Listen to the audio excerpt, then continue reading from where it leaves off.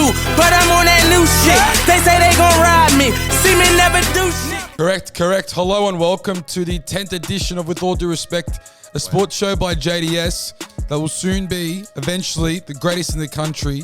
As always, I'm joined by my compadre, my associate, my brother, Daniel DiGiovanni.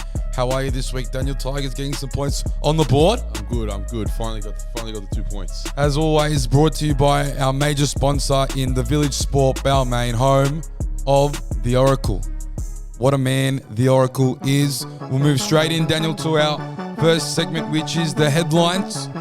And I'll start off with, I've got a bit of Origin fever. Most importantly, Jack Whiten retiring from New South Wales and representative football. For me, it's put a major spanner in the works for the Blues.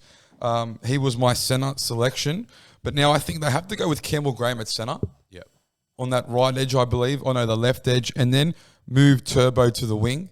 For people who watch the Matty Johns show, Matty Johns made a great point in saying that Turbo will actually get more involved in the game on the wing with his kick returns, contesting the high ball. What about you, Daniel? How do you see this whole situation playing out? I think there's been talk about if they're going to pick Suwali or not. I don't think they will. Suwali, yeah. But I don't know. I don't know if I like Turbo on the wing. I saw a thing about Gus Gould said that in Origin, the wingers are your forwards, they're your front rowers. They're taking hit ups and getting into the meat of the game. Correct. I don't know if Turbo is going to be as useful doing that as he would be in the centres. I think he'd be very good at it. But then again, Campbell Graham probably deserves the call up there. So for that to happen, Turbo's going to have to be shifted. Playing some good footy, and I think Nico Hines has to play 5'8". I swear to God, Freddie for Allah, if you don't pick Nico Hines and you pick Jerome Luai, we've lost the series. What do you got next, Daniel? My first headline has been one that I've been saying for weeks, and it's that the Cowboys stink. Once again, I mean, Cowboys stink like shit. Terrible, like some dog I've poo. said it for weeks, man. Defensively, they're just not there. How do you go from a side that came third or second last year, I believe? Second. Home. Now you're 16th. You've won 2 games, and you've lost to the New Zealand Warriors twice. Well, then I would say that they're last because 17 doesn't count. It's the Tigers. That doesn't count. So I'd say the Cowboys are last. It's not, but the past iterations of me talking about the Cowboys, I've been saying that defensively they're not as good as they were, but it's starting to shine through that their attack also sucks. Sort of, yeah. There's just not that. It's like they're playing against each other. Mm-hmm. It's like the left side of the field has a different game plan to the right, and I think that's really coming to bite them, especially when the defense is just not there either. But yeah, they need to pick up some momentum and they need to pick it up quickly if they're going to want to make it. Not even, the top 8 this year. 100%. I mean, that's what's in question. Laurie Daly on the Late Show, Matty Johns, was saying that I believe the Cowboys are around that $5 to make the top 8. Now, at the start of the year, that would have been a short $1.20 favourite to make the top 8. It's like this year, they're performing how they were expected to last year. Correct. Last year, they performed how they were now expected to this year. Correct. Moving on, Daniel. I've got my headline is that the Manly Maul Melbourne. Now, Melbourne Storm never had a chance in this match. I mean, let's. It was another battle at Brookvale, and let's touch on the contact. Some of those hits were ridiculous. I think I was one of the only ones who picked up that the Justin Olam hit when he got hit. That was actually should have been a penalty. It was above the shoulders and. Josh Aloiai, I don't know who you are. I don't know what you've actually done in the game of rugby league. Yes, I'm not one to speak. I haven't even played NRL. But he kind of claimed the hit. It didn't do much. He came over the top of Olam in the end, gave him a little touch up on the face. That was a penalty in my eyes. Anyway, I felt bad. I felt sick watching that game because we just were never in it. They had ended up with 80% of territory in the second half or something like that. Dominate. Never had a chance. One of the main headlines coming from the game was that Trent Liero, Melbourne Storm back rower, got penalised and reported for a hip drop, but he didn't get sin binned. See, where's the consistency? There's no consistency. It's quite annoying. It's quite frustrating. And yes, I was obviously happy he didn't get sin binned because he's a player from my team. But I said, I posted a video. I'm thinking about the league. you could be out. One of our teams could be next. Like my team was next with the hip drop, and we went away unscathed. But imagine this is in a grand final situation, and they've been sin binning hip drops all week, and then Radley does one. This is a South Roosters grand final. Radley does a hip drop, and he gets penalised and reported, and doesn't get sin binned. The world would erupt. Yeah, it would be a good. It would erupt. I thought Manly bounced back very well from Penrith, and Particularly Turbo. Turbo played well. And then look, that does put a bit of fear in me as Manly Tigers this week. I was looking at the Tigers' run, Daniel. If you don't beat the Dragons in round 10, I've talked about this. Oh yeah, we're 0-12 until we play Canberra. I think Canberra beat you by 50. Moving on, my next headline is that Para pummel the Dogs. Yeah, In the what had a lot of again in the derby, a bit of rivalry. Obviously the Bulldogs' injuries bite them. The biggest one being Josh Adokar because Jaden Ockenball, my goodness. Yeah, It's like he is allergic to attackers on the defensive end. Doesn't get within 5 meters of his opposing winger. I was talking to Josh Gaddis, a diehard Bulldogs fan. I actually mentioned that Grant Anderson might be better than Ockenball. I don't know how he's still playing.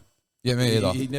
He never plays a good game. I don't want to be too harsh on him, but he never plays a good game. He's been in the side since 2018. He has never played a good game in first grade. Respectfully. But there's a big couple of weeks coming up for the Dogs.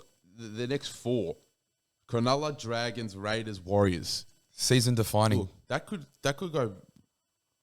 could be a downward spiral for Canterbury. Which was unpredicted considering the injuries they have. They're going to be a lot closer to those games and perhaps losses. Yeah. I think the Sharks will be a loss. The Warriors have already lost to this year. The Dragons and Raiders, they can probably win. But look, it just depends on how the teams run out on the day. The Dragons have played, really well one week and shit the next. Same as Canberra. Correct. But look, that could be a downward spiral for this Bulldogs team. Yep, I agree. Into yours. Daniel, I'm just going to start off with this, that there's a parade in Summer City. Yeah.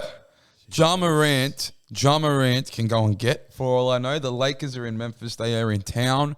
They go up in the series 1-0, and my headline is that the NBA playoffs are underway. How good does it feel?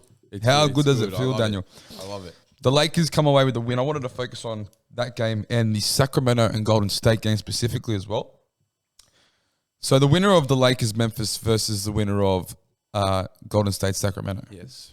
Now, if the Lakers win this Memphis series, I can see them sweeping or gentlemanly sweeping the winner of Golden State and Sacramento. I was watching that Golden State-Sacramento game, and let me tell you, they are running around riot. Yeah, they're going to be gassed. They're going to be gassed, and it's game 1. I think game 1. That series, Sacramento had to get the first game, and they did. 100%.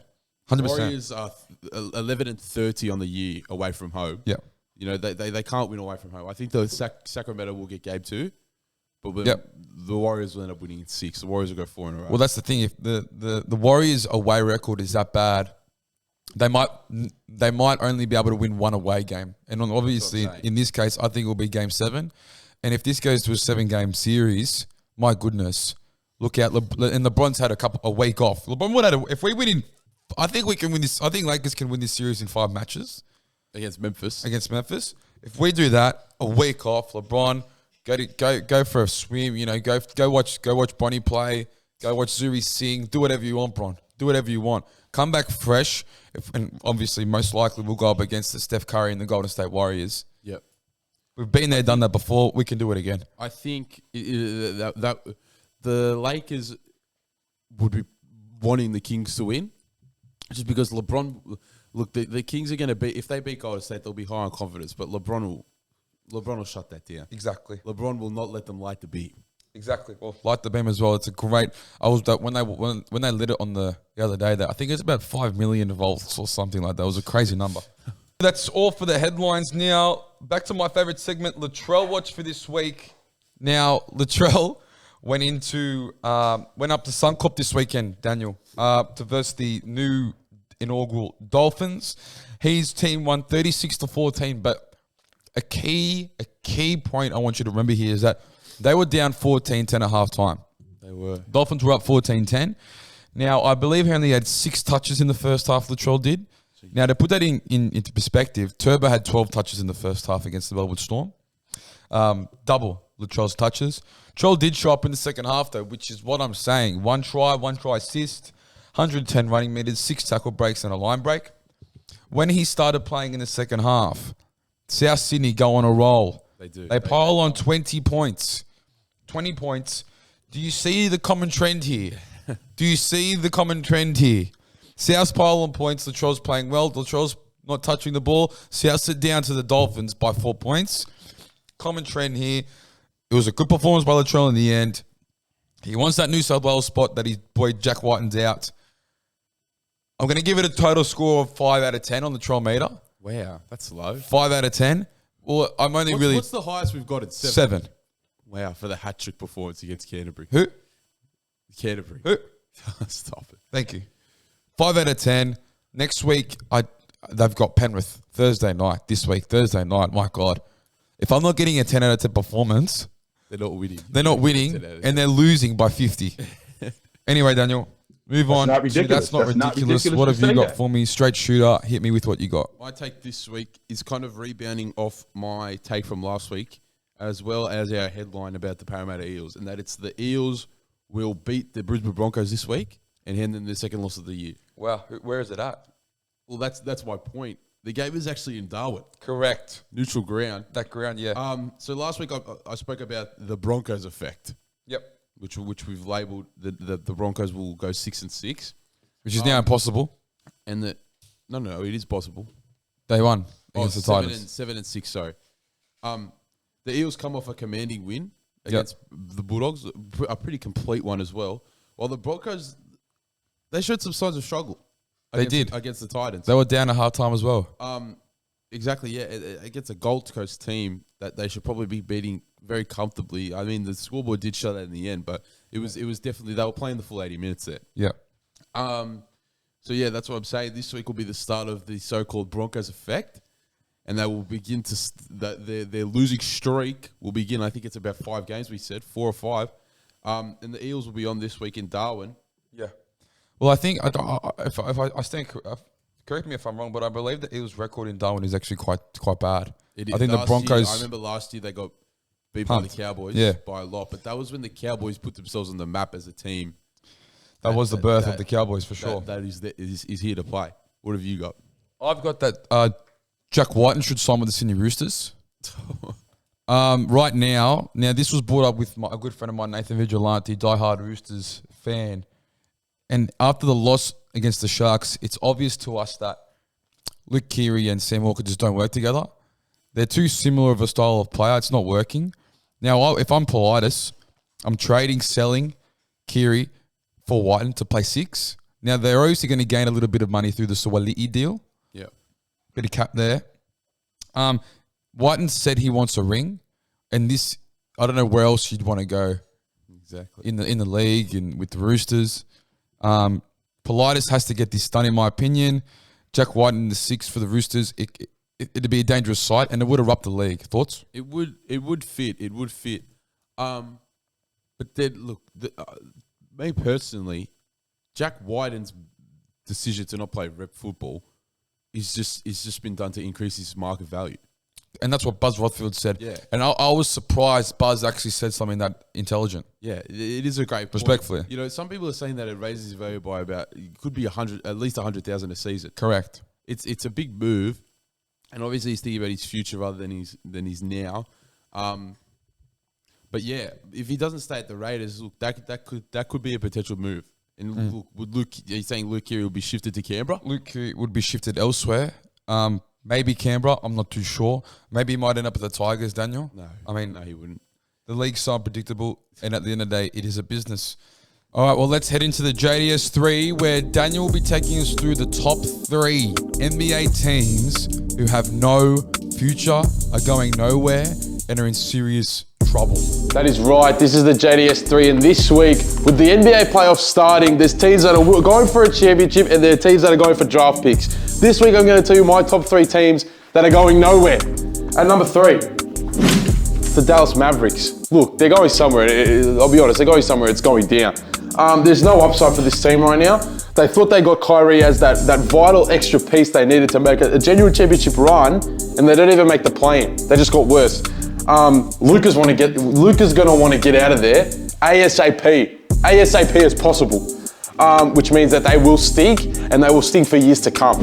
At number 2, a late change in my list. This was originally number 1, but I changed my mind. At number 2, it's the Chicago Bulls. Now, how this team got worse, I don't really know. I don't really know how this team got worse from last year. But look, a team that relies on a 33-year-old DeMar DeRozan and a 32-year-old Nikola Vucevic has no future whatsoever. And when your starting point guard in the National Basketball Association is Patrick Beverley, there's some serious issues there. 3 points in a playing game, that's not really NBA numbers. They will suck for years to come, just like the Dallas Mavericks, because they're in that mediocre level. They don't have a good pick and they don't have a playoff contending team. They're in that middle ground. And the late change to number 1 is a team no one really talks about. It's the Washington Wizards. Now, looking at them, they're addicted to mediocrity, it seems like. They run the same game plan every single year. They think Bradley Beal is the next coming of God. They pay him the big bucks, and look, they haven't been in the playoffs for 3 years. They've had no playoff success. They have no future with their current roster. Porzingis washed. He plays well for them, but you need to win games. Beal's the same, doesn't win games. Kuzma's there. Look, he's got some nice gameplay, but doesn't really have championship contendership in him without the King LeBron. That's why Washington's number 1. They make no moves. They're addicted to mediocrity. That's the JDS3 for this week. Well, Daniel, that was some great stuff by you. Great stuff by you. That's the end of another episode of With All Due Respect, Sports Show by JDS, episode 10, done and dusted. Daniel, the Tigers this week, hopefully they can get their first factual points. It's at Campbelltown as well. Your record there is abysmal, I believe. 4 points. It is at Campbelltown Stadium. That makes you feel a bit better. Well, your record there is abysmal. Home game. Enjoy the week of sport, ladies and gentlemen. Like, comment, subscribe, share, and we will see you guys next week. Let's trot.